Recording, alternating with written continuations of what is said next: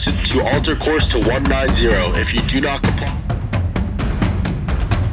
दोस्तों नमस्ते, मेरा नाम प्रशांत है और आप द कॉन्फ्लिक्ट लेंस देखना शुरू कर चुके हैं। क्या ईरान जो हासिल करना चाहता था वो उसने हासिल कर लिया है क्या अमेरिका के पास अब ईरान का कोई तोड़ बचा नहीं है क्या? एक खबर निकल के सामने आई है। वो खबर ये बताती है कि ईरान दरअसल जो इस जंग की शुरुआत से कह रहा था कि हम तब तक चुप नहीं बैठेंगे, तब तक शांत नहीं बैठेंगे जब तक तुमको मिडिल ईस्ट से बाहर खदेड़ नहीं देंगे।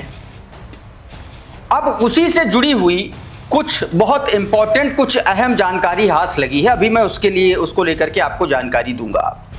एक बड़ा हमला बीती रात जो है वो ईरान ने किया है, ऐसा दावा किया जा रहा है। कुवैत के एक नए अड्डे पर, कुवैत में अमेरिका के नए अड्डे को इस बार निशाना बनाया है। वो क्या पूरा मामला है उस पर भी आएंगे। और जो धमकियां इजराइल और अमेरिका की तरफ से मिलती थी कि बायो वेपन इस्तेमाल करेंगे, केमिकल वेपन इस्तेमाल करेंगे, ईरान ने केमिकल वेपन की काट के लिए उसकी एक बहुत महत्वपूर्ण काट इजाद कर ली है। और इसी के साथ ईरान दुनिया का तीसरा ऐसा मुल्क बन गया है जिसके पास ऐसी क्षमता हासिल हुई है। अभी उसके बारे में उधर हुतीज ने फिर से सऊदी अरब के एक बहुत अहम, बहुत महत्वपूर्ण एयरपोर्ट को निशाना बनाया है और कहा गया है कि डायरेक्ट हिट हुआ है और काफ़ी तगड़ा नुकसान पहुंचाया है। और ईरान के भीतर से एक खबर, क्या ईरान के नए supreme leader Mustafa Ali Khamenei अपने आसपास बड़ा बदलाव करने जा रहे हैं क्या? क्योंकि खबरें ऐसी हैं कि मसूद पाजेक्शियन जो ईरान के राष्ट्रपति हैं, खबरें निकल के सामने आ रही कि उनकी शक्तियों को कुछ कम किया गया है। और कुछ खबरें तो ऐसी भी निकल के सामने आ रही, दावे किए जा रहे हैं कि वो रिजाइन कर सकते हैं। और उसके बाद मसूद पाजेक्शियन का क्या जवाब आया है वो भी मैं आपको बताऊंगा। बहुत सारी खबरें हैं, एक एक करके समझते हैं। सबसे पहले खबर जो मैं आपको बताने की कोशिश कर रहा हूं वो कुवैत पर हमले को लेकर के है। कुवैत में अमेरिका के नए अड्डे पर हमले का ये वीडियो आपकी स्क्रीन पर देखिए जरा। ये बताया ये जा रहा है कि ईरान की तस्नीम और फार्स न्यूज एजेंसी के हवाले से ये बताया गया कि नॉर्थ कुवैत में ये बड़ा धमाका हुआ है और उस धमाके के बाद उस पूरे इलाके में जो है आग लग गई है और ये उसका वीडियो है। एक और तस्वीर ये देखिए, मिडिल ईस्ट ऑब्जर्वर ने ये बताया है कि ये दोहा मिलिट्री एरिया है, वहां पर ये अटैक किया गया है। मिडिल ईस्ट ऑब्जर्वर ने बताया है Iran struck the Doha military area in northern Kuwait. Kuwait के उत्तरी इलाके का दोहा मिलिट्री एरिया, वहां पर यह अटैक किया है। और चूंकि हिट हुआ है, एयर डिफेंस सिस्टम काम नहीं किया है और इसीलिए वहां पर आग लगी हुई है। तो बहुत ज़्यादा इसकी संभावना है कि बड़ा नुकसान हुआ होगा। हालांकि इसकी अभी इंडिपेंडेंट पुष्टि नहीं है। मधुरेंद्र कुमार लिख रहे हैं, कह रहे हैं कि कुवैत में अमेरिकी सैन्य ठिकाने पर ईरानी ड्रोन से हमला हुआ है, ऐसा इन्होंने दावा किया। ईरानी समाचार एजेंसी तस्नीम के अनुसार उत्तरी कुवैत स्थित एक अमेरिकी सैन्य अड्डे पर ईरानी ड्रोन ने सीधा हमला किया। शुरुआती रिपोर्ट में दावा किया गया कि वही पूर्व नियोजित हमला है जिसकी तैयारी ईरान पहले से कर रहा था। फिलहाल हमले में हुए संभावित नुकसान, हताहतों या प्रभावित सैन्य ठिकाने के बारे में अभी तक इसकी कोई ऑफिशियल इंफॉर्मेशन नहीं है। खबर एक और है दोस्तों, और यह खबर सीधे तौर पर जुड़ी हुई है मिडिल ईस्ट में अमेरिका की मौजूदगी से। जी, अमेरिका लगातार ये डोनाल्ड ट्रंप से ईरान कह रहा था कि हम तब तक तुम चुप नहीं बैठेंगे जब तक तुमको मिडिल ईस्ट से खदेड़ नहीं देंगे। खबरें निकल के सामने आ रही हैं जिसमें दावा किया जा रहा है कि धीरे धीरे अमेरिका जो है मिडिल ईस्ट के तमाम सारे उन मुल्कों से अपना बोरिया बिस्तर बांध रहा है, अपने सैनिकों को और अपना साजो सामान समेटना शुरू कर चुका है। कुवैत और बहरीन में जिस तरीके से हमला किया सैन्य अड्डों पर ईरान ने, उसके बाद मजबूर हो गया है अमेरिका एक तरीके से वहां से हटने के लिए। एक रिपोर्ट है, उसका छोटा सा हिस्सा मैं आपको दिखाऊंगा क्रेडिट के साथ। टीओआई की ये खबर है, आपकी स्क्रीन पर छोटा सा हिस्सा देखिए, उसके बाद मैं आपको इस रिपोर्ट का पूरा लबोलुआब बताऊंगा। Political pressure could not, forcing the United States to pull military assets away from bases. अब इस रिपोर्ट में कहा क्या गया है वो मैं आपको बताता हूं। इस ट्वीट को देखिए, इसमें जो जानकारी दी गई वो इसी रिपोर्ट का जिस्ट बताया गया। कहा गया कि ईरान लगातार मिसाइल और ड्रोन हमलों के जरिए वो हासिल करता हुआ दिखाई दे रहा जो वर्षों के राजनीतिक दबाव के बावजूद संभव नहीं हो पाया। यानी अमेरिका को फारस की खाड़ी, पर्शियन गल्फ में स्थित अपने सैन्य ठिकानों से संसाधन और सैन्य उपकरण हटाने के लिए मजबूर कर दिया है ईरान ने। हाल ही में सामने आई सैटेलाइट तस्वीरों में बहरीन के शेख ईसा एयरबेस के बारे में संकेत मिले हैं कि वहां पहले तैनात अमेरिकी विमान और अन्य दिखाई देने वाले सैन्य संसाधनों को हटा लिया गया है। ये तस्वीरें इस बात का समर्थन करती हैं कि एयरबेस से निकासी, इवैक्यूएशन या बड़े पैमाने पर सैन्य संसाधनों का डिस्पर्सल किया गया है। हालांकि सीधे तौर पर यह बात कही गई, शेख ईसा एयरबेस पर पहले भी कई बार ईरानी हमले हो चुके हैं। तेहरान का दावा है कि उसने ताज़ा ड्रोन ऑपरेशन में एयरबेस अमेरिकी बिजली जनरेटर, नेविगेशन सिस्टम और प्रशासनिक सुविधाओं को निशाना बनाया। इससे पहले की सैटेलाइट तस्वीरों में गोदामों, विमान हैंगर्स और अन्य सैन्य ढांचे के नुकसान के भी संकेत मिले और मैंने तमाम सारी तस्वीरें और खबरें इन हमलों से जुड़ी आपको दिखाई और उसके बाद वो खबरें भी दिखाई हैं जिसमें यह बताया है कि किस तरीके से धीरे धीरे, चाहे कुवैत की बात कर लें, चाहे बहरीन की बात कर लें, चाहे इराक की बात कर लें, हर जगह से अमेरिका अपना साजो सामान जो है वो हटा रहा है और धीरे धीरे वो सब कुछ इजराइल की तरफ शिफ्ट कर रहा है। और ईरान भी इस भ्रम को अमेरिका और इजराइल को पाले रखवाना चाहता है कि इजराइल सेफ है, लेकिन इजराइल कितना सेफ है यह आपने जून 2025 से लेकर के फरवरी 2026 के बीच में बहुत अच्छे से देख लिया है। यानी कि ईरान कभी भी किसी भी वक्त इजराइल को अपनी जद में ले सकता है, उसमें कोई अब दो राय बची नहीं है। उधर एक खबर मैंने आपको शुरुआत में बताई थी कि केमिकल वेपन के इस्तेमाल की काट के तौर पर ईरान ने बड़ा कारनामा कर दिखाया है। करंट रिपोर्ट का ये ट्वीट और इस डिवाइस को देखिए, इसमें यह जानकारी दी गई है, बताया गया कि ईरान जो है दुनिया की तीसरा वो मुल्क बन गया है जर्मनी और जापान के बाद जिसने खतरनाक गैसेस को सेकंडों में डिटेक्ट करने का एक तरीके से फॉर्मूला इजाद कर लिया है या उससे जुड़ी तकनीक हासिल कर ली है। ये इसमें बताया गया, आपकी स्क्रीन पर ये ट्वीट देखिए। कहा गया कि Iran has become the third country after the Germany and Japan to develop the detection kits that can identify type of the concentration hazardous gases within second for the oil, gas and petrochemical, water, waste water, environmental and the mining sector।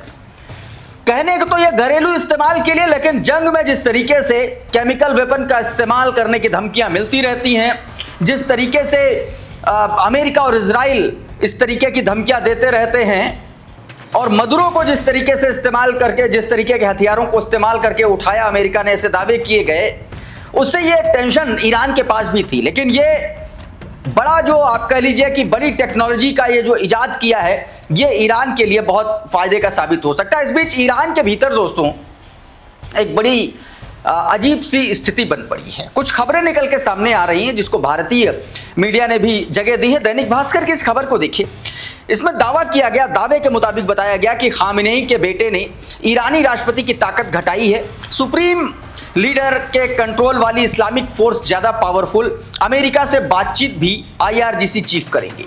मतलब Iran में इस बात को लेकर के लगातार चर्चाएं हैं कि मसूद पाजेक्शियन एक तरीके से जरूरत से ज्यादा सॉफ्ट कॉर्नर अपना रहे हैं और शायद यही वजह है कि उनकी शक्तियों को कम किए जाने के दावे किए जा रहे हैं।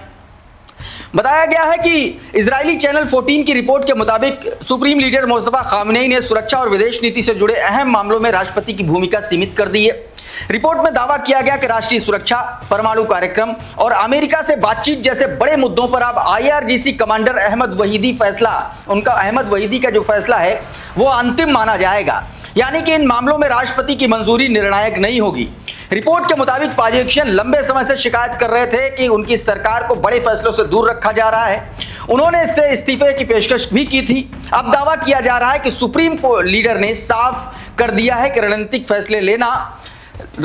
फैसले सेना की सलाह के मुताबिक ही लिए जाएंगे और उसके बाद इस तरीके की खबरें चली कि वो इस्तीफा सौंप सकते हैं। हालांकि इस्तीफे पर मसूद पाजेक्शियन का एक तरीके से उनकी सफाई भी आई है। उन्होंने अपना बयान जारी करते हुए साफ तौर पर कहा है कि जब उनको इस्तीफा देना होगा तो वो साफ साफ बता देंगे, कह देंगे। एक छोटा सा हिस्सा है वीडियो का, सुनिए जरा। کاملا هماهنگی اون آدمایی که اونجا هستن من اگه تهدید کنم علیرغم میل رهبری तो मसूद पाजेक्शियन का ये बयान, अब इस ट्वीट को देखिए, कोट करते हुए इसमें लिखा गया है, कहा कि अगर मैं इस्तीफा दूंगा तो इसकी आधिकारिक घोषणा खुद करूंगा, लेकिन मैं इस्तीफा नहीं दूंगा और पूरी मजबूती से डटा रहूंगा। उन्होंने आरोप लगाया कि कुछ लोग देश के भीतर फूट डालने की कोशिश कर रहे हैं और ये प्रचार कर रहे हैं कि सर्वोच्च नेता कुछ और कह रहे हैं जबकि सरकार कुछ और कह रही है। मतलब अगर दोनों तरफ से इस तरीके के फैसले लिए गए हैं कि तो ऐसे में यह माना जा रहा है, यह दावा किया जा रहा है कि कुछ ना कुछ ऐसा है जो ईरान में जो सुप्रीम लीडर हैं, सुप्रीम नेशनल सिक्योरिटी काउंसिल है, उसके बीच में और सरकार के बीच में कुछ ना कुछ डिफरेंसेस नजर आ रहे हैं पहली नजर में। तो ये एक खबर है उधर दोस्तों, स्टेट ऑफ हॉर्मुज को लेकर के बड़ी खबर निकल के सामने आई है। द न्यूयॉर्क टाइम्स के हवाले से खबर है, उसमें यह दावा किया गया कि ओमान और ईरान के बीच स्टेट ऑफ हॉर्मुज खोलने को लेकर के सहमति लगभग बन गई, ऐसा कहा जा रहा है। लेकिन अमेरिका इसमें अड़ंगा लगाएगा जिस तरीके की सहमति बनती हुई नजर आ रही है। हालांकि अभी तक इसको लेकर के कोई आधिकारिक पुष्टि भी नहीं है। इस ट्वीट को देखिए, इसमें बताया गया, द न्यूयॉर्क टाइम्स की रिपोर्ट के अनुसार ईरान और ओमान कई महीनों की बाधा के बाद स्टेट ऑफ हॉर्मुज से जहाजों की आवाजाही दोबारा शुरू करने के लिए समझौते के बेहद करीब हैं। रिपोर्ट के मुताबिक इस प्रस्तावित व्यवस्था को लेकर के सबसे बड़ा विवाद यह है कि स्टेट ऑफ हॉर्मुज पर ईरान का प्रभाव काफी ज्यादा बढ़ सकता है। ईरानी अधिकारियों का कहना है कि फारस की खाड़ी में प्रवेश करने वाले जहाज ईरान के निकट स्थित समुद्री मार्ग का उपयोग करेंगे, जो एक सेवा शुल्क देंगे जिसे ईरान और ओमान आपस में साझा करेंगे। वहीं अमेरिकी अधिकारियों ने इस दावे को खारिज करते हुए कहा है कि ईरान के जहाजों से शुल्क वसूलने या उनके आवागमन पर नियंत्रित करने का कोई अधिकार नहीं होगा। और देखिए, लड़ाई भी इसी बात की चल रही है।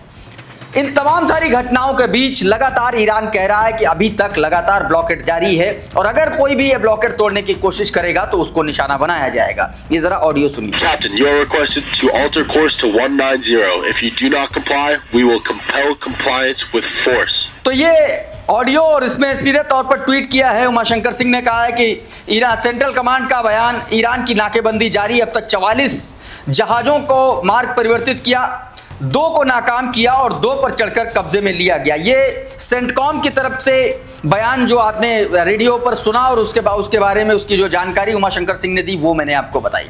उधर ईरानी आर्म फोर्सेस ने स्टेट ऑफ हॉर्मुज के लिए ऐसी खबर निकल के सामने आ रही है कि कुछ मिसाइलें भी तैनात करने की तैयारी चल रही है। इस खबर को देखिए, रिपोर्ट के अनुसार बताया गया कि ईरान के सशस्त्र बल जल्दी ही अमेरिकी युद्धपोतों के खिलाफ अपनी anti ship ballistic missile SASBM क्षमता का इस्तेमाल कर सकते हैं ताकि नौसैनिक नाकेबंदी को तोड़ा जा सके। रिपोर्ट में कहा गया है कि ईरान के पास मौजूद ये एंटी शिप बैलिस्टिक मिसाइलें मौजूदा संघर्ष को अब तक इस्तेमाल नहीं की गई हैं, लेकिन आवश्यकता पड़ने पर इन्हें तैनात किया जा सकता है और अगर ऐसा होता है तो स्थितियां और गंभीर बन सकती हैं और ज्यादा जो है घातक हो सकती हैं। एक और खबर, ड्रॉप साइट का ये ट्वीट देखिए, इसमें जो जानकारी दी गई स्टेट ऑफ हॉर्मुज से जुड़ा हुआ ही ये मामला है।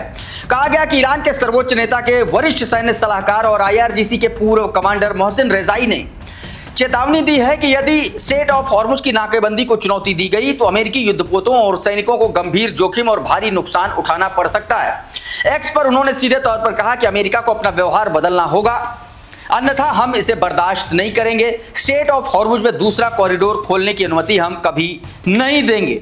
मतलब नाकेबंदी जो जारी है अमेरिका की, उसको लेकर के ईरान अपनी तैयारी कर रहा है और किसी भी वक्त जिन मिसाइलों को तैनाती की बात कही जा रही है उस पर एक बड़ा और तगड़ा एक्शन जो है वो ले सकता है।